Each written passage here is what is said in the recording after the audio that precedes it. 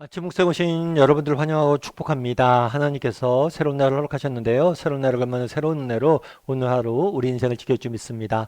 오늘은 신념과 신분을 내려놓고 라는 제목을 가지고 사도행전 10장 17절부터 33절까지 말씀을 같이 한번 읽어보도록 하겠습니다. 같이 읽도록 하겠습니다. 25절부터 27절까지 말씀 같이 한번 읽어볼까요? 마침 베드로가 들어올 때에 고넬료가 맞아 발 앞에 엎드려 절하니 베드로가 일으켜 이르되 일어서라 나도 사람이라 하고 더불어 말하며 들어가 여러 사람이 모인 것을 보고 네, 오늘 베드로가 고넬료의 집에 들어가는 장면입니다. 베드로가 집에 들어가자마자 고넬료가 뭘 했냐면 발 아래 엎드려 절했다라고 이야기를 합니다. 그 당시 유대인들은 그다음에 그 당시 고대사의 풍습들은 어떤 신적 권위, 하나님이 보낸 어떤 천사 같은 그런 신적인 존재들 앞에 이렇게 엎드려 절하는 그런 풍습들이 있었어요. 그러자 베드로는 뭐라고 그래요? 나도 사람이다. 나한테 이럴 필요가 없다라고 이야기를 하죠. 그렇다면 왜 고넬료는 이렇게 했을까요? 사실 베드로에게 지난주에 이제 환상에 대해서 어저께 베드로가 본 환상에 대해서 설명을 했는데 베드로가 고넬료를 만나게 하고 이후에 정말 초대교회가 새로운 사역의 지평을 여는데 하나님께서 굉장히 촘촘하게 예비하고 준비하셔서 인도하는 모습들을 보게 됩니다. 먼저 고넬료에게 환상을 보여주셔서 베드로를 초청하게 만들어요. 그때 베드로는 뭘 봤냐면 하늘로부터 내려오는 바구니에 보자기에 환상을 보게 됩니다. 이 환상을 본 다음에 사람들이 초청하게 되는데 사람들을 보냈잖아요. 이 사람들이 도착을 해요. 그래서 이 사람들 초청에 응해서 고넬료의 집에 가게 된 거예요. 굉장히 촘촘하게 여러 가지 조각들을 하나하나 맞춰가면서 베드로를 인도하고 고넬료를 인도하는 모습들을 보게 됩니다. 우리도 마찬가지예요. 여러분 우리가 베드로 입장 한번 생각해 보세요. 베드로는 환상을 봤어요. 그 뒤에 고넬료를 하나님께서 보내실지, 고넬료의 사람들이 자기 집에 오게 될, 자기를 초청할지, 고넬료의 집에 가게 될지, 고넬료에게 집에 가서 어떤 일이 있을지 전혀 몰라. 그냥 환상만 봤어요. 그 다음에 뭐가 있었어요? 그 다음에 사람이 초청을 해. 따라갔어요. 그랬더니 고넬료를 만나고 고넬료의 만남을 통해서 놀라운 일들을 경험하게 됩니다. 우리도 마찬가지란 거예요. 하나님께서 우리 인생을 인도하세요. 인도하시는데 A에서부터 Z까지 모든 것을 한 번에 보여주지 않습니다. 오늘 내가 A를 보고 A에 순종하면 B가 보이고 B에 순종하면 C가 보이고 이렇게 하나씩 하나씩 가면서 보게 되는 거예요. 마치 여러분들 어두운 밤길을 걸어본 적이 있죠. 밤길을 등을 갖고 걷다 보면 어떻게 됩니까? 바로 내 발 앞만 보이잖아요. 그런데 그 나머지는 암흑이죠. 이 암흑을 보는 방법이 뭐예요? 등불을 들고 한 발 전진하는 거예요. 하나님의 뜻은 이렇게 우리가 순종할 때 조금 더 보이고 순종할 때 조금 더 보이고 순종할 때 조금 보이고 그렇게 되는 거예요. 저도 마찬가지예요. 저 뭐 개척을 할 때 개척을 하면 어떻게 될까? 무작정 이렇게 뛰어들죠. 어디서 어떻게 예배드릴지 모르고 아무것도 모르고 갑니다. 그런데 가다 보니까 뭐예요? 개척 장소 어디서 예배드려야 할지 장소도 하나 주시고 가다 보니까 또 사람도 만나게 하시고 가다 보니까 하는 거예요.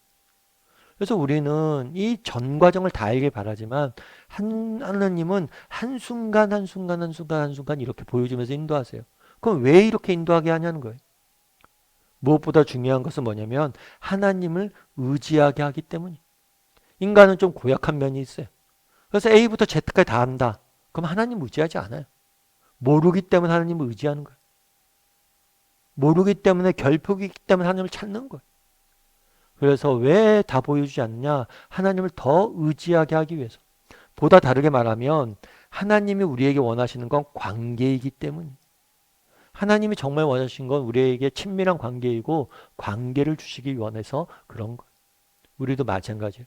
그래서 여러분들 왜 하나님께서 내 인생을 다 알려주지 않지? 왜 내 인생은 암흑투성이지? 왜 인생은 왜 이렇게 결핍이 있지? 왜 내 인생은 아무것도 앞을 모르겠지? 그게 은혜예요. 왜냐하면 그렇기 때문에 우리는 다 하나님을 의지하게 될 것이고 하나님이 두시는 더 큰 은혜를 맛보게 될 거예요. 그래서 여러분들 정말 우리 하나님의 인도하심을 구할 때 하나님 때로는 다 알려주지 않지만 오히려 그렇기 때문에 내가 더 하나님을 의지하고 하나님과 동행하겠다는 마음 자세로 살아가는 것, 그것이 바로 주님이 원하시는 길이라고 할 수 있습니다. 우리 계속해서 28절에 30절 말씀 같이 한번 읽어볼까요? 이르되 유대인으로서 이방인과 교제하며 가까이 하는 것이 위법인 줄은 너희도 알거니와 하나님께서 내게 지시하사 아무도 속되다 하거나 깨끗하지 않다 하지 말라 하시기로 부름을 사양하지 아니하고 왔노라. 묻노니 무슨 일로 나를 불렀느냐. 고넬료가 이르되 내가 나흘 전 이맘때까지 내 집에서 제9시 기도를 하는데 갑자기 한 사람이 빛난 옷을 입고 내 앞에 서서 예.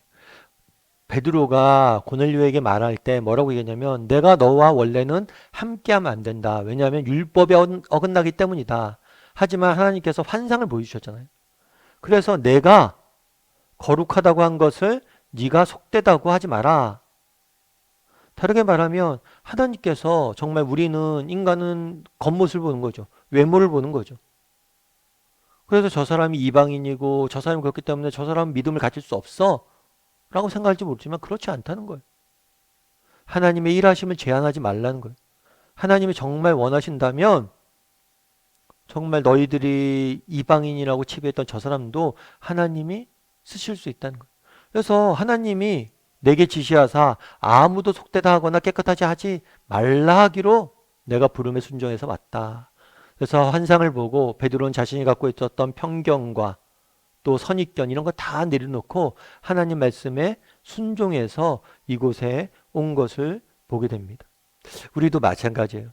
여러분 정말 우리도 정말 베드로처럼 이런 편견과 또 고집과 또 우리가 갖고 있는 어떤 생각, 판단 그것에 갇혀서 있을 수 있어요.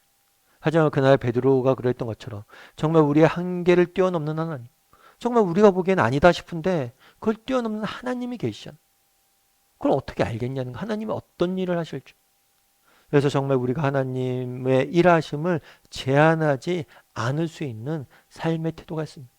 우리가 하나님의 인도하심 구해요. 인도하심 구할 때 앞서 얘기했던 것처럼 어저께 얘기했던 것처럼 먼저 기도해야 됩니다. 그런 다음 우리의 선입견을 내려놔야 돼요. 그리고 또 오늘 본문에 이야기했던 것처럼 하나님이 한 단계 한 단계 한 단계 보여주세요. 그래서 우리는 하나님을 더 의지해야 돼요.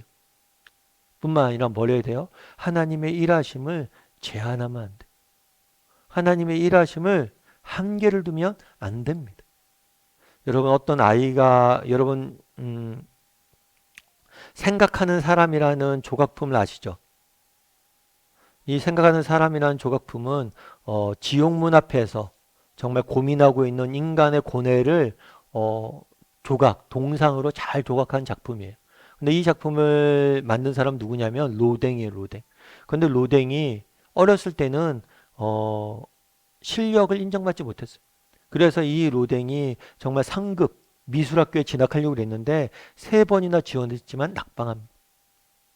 내가 이제 그림을 해서 그림을 그렸으니까 이제 좀 더 뭐 예를 들어서 지금식으로 얘기하면 고등학교 때 예고를 나왔어요. 그리고 대학교를 가려고 하는 거예요. 근데 대학교 지원할 때마다 떨어지는 거예요. 그것도 3번이나 떨어지는 거예요. 그래서 결국엔 뭘 했냐면 그냥 장식이나 하면서 조각 장식이나 하면서 뭘 했냐면 먹고 살고 있었어요. 그런데 뭐예요? 그러다가 나중에는 그 조각품이 인정을 받아서 우리가 알고 있는 정말 로댕이라는 조각가가 나왔고 그가 만든 조각가는 조각은 많은 사람들에게 실질적으로 영향을 미칩니다. 로댕이라는 사람의 조각 작품이 그 당시 인정을 못 받았던 이유 중에 하나는 뭐냐면 너무 사실적이란 거예요. 정말 고뇌하는 모습도 진짜 고뇌하는 그 당시 예술품이다 그러면 아름다운 것만 그려야 돼요. 그런데 정말 고뇌하고 슬프고 아픈 것들을 처절한 모습들 잘 그려냈기 때문에 오히려 인정을 못 받았던 거예요. 그래서 나중에 미술사가 바뀌면서 그것들을 인정받게 된 거죠. 결국에 무엇일까요? 여러분 생각해 보세요. 내가 미술에 재능이 있는 줄 알았습니다. 열심히 했어요. 그런데 되지 않아요. 근데 그가 정말 전 세계적인 조각가가 될지 누가 알았겠어요? 어떻게 그 인생을 제한할 수 있는? 그가 상급학교에 진학을 못하고 이제 장식 조각이나 하면서 먹고 살고 있었어요. 그때 추후에 그가 정말 전 세계를 사람들에게 감동을 주는 그런 조각품을 만들게 될지 누가 알았겠냐는 거예요. 여러분 우리 인생도 마찬가지예요. 정말 하나님 가끔 그런 경우들이 있어요. 교회 내 봉사할 때 어떤 봉사를 부탁드리면 목사님 제가 할 줄 아는 게 없었어요. 그거 자꾸만 우리를 제한하는 거예요. 난 믿음이 약하다. 나는 재능이 없다. 난 뭐가 없다. 뭐가 없다. 뭐가 없다. 그런데 그렇지 않잖아요. 어떻게 알겠어요? 왜 하나님이 일하시면 한계를 짓는 거예요? 우리 자녀를 위해서 기도할 때도 마찬가지. 혹시라도 그런 분이 있지 않아요? 우리 자녀를 위해서 기도할 때 우리 자녀를 내가 내 생각과 판단을 한결지는 거예요. 우리 자녀 공부도 못하고 우리 자녀 뭐도 못하고 아유 우리 자녀 뭐 이렇게 생각하고 기도하고 있지 않았냐. 정말 우리 자녀들 하나님이 일하시기만 한다면 하나님이 저 아이를 통해서 일하길 원하신다면 우리 자녀를 통해서 놀라운 일들을 하실 것이다. 어떻게 알겠냐는 거예요. 베드로가 이야기하잖아요. 우리 하나님은 그런 분이 아니시다. 우리 하나님이 하시고자 한다면 속된 것도 깨끗하게 하실 분이시고 정말 소망이 없는 땅에도 정말 희망을 세우실 분이시다. 여러분 우리에게도 그런 믿음들이 있었으면 좋겠어요. 우리가 하나님의 인도하심을 구해야 되잖아요. 하나님의 인도하심을 구할 때 무엇보다도 정말 앞이 안 보일 때가 있습니다. 그럴 때 하나님을 더 의지하고 하나님과 더욱더 친밀한 관계를 추구하길 원합니다.